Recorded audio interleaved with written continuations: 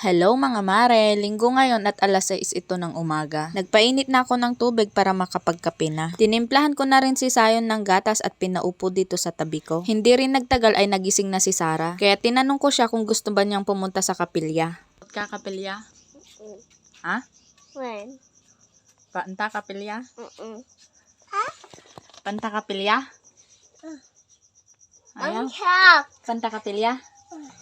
O diba mga mare, gusto sumama ni Sarah sa kapilya pero si Sayon ayaw daw niya. Tinanong ko pa talaga si Sayon kung gusto ba niyang sumama hindi naman nagpapaiwan ang batang yan. Kinuha ko na kaagad yung mga gamit na dadalhin ko at nilagay na sa bag. Hindi nagtagal ay nagpainit na ako ng tubig na panligo naming tatlo. Pagkatapos naman naming maligo at magbihis ay umalis na rin kami. Maglalakad lang pala kami mga mare, medyo malayo rin ang lalakarin. Nasa kalagitnaan na kami ng paglalakad nang may tumawag sa amin para isakay kami sa tricycle nila. Kaya sumakay na kami at sa kapilya rin lang ang pupuntahan nila. Hindi nagtagal ay nakarating na rin kami at dumiretso na kami sa loob. Pagpasok naman namin ay hindi pa nagsisimula. Kaya lumabas ako at bumili sa tindahan ng pagkain nitong dalawang bata para naman hindi sila magrereklamo sa loob.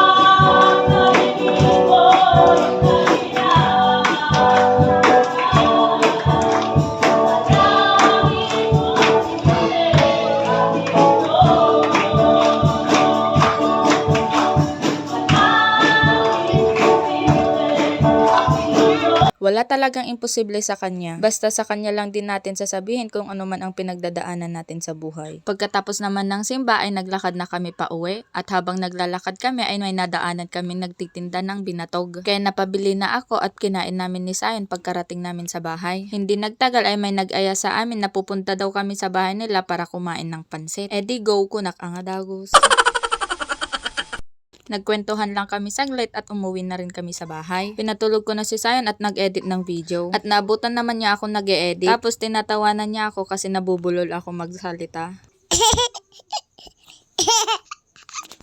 Hanggang dito na lang mga mare. Thank you for watching. Bye-bye!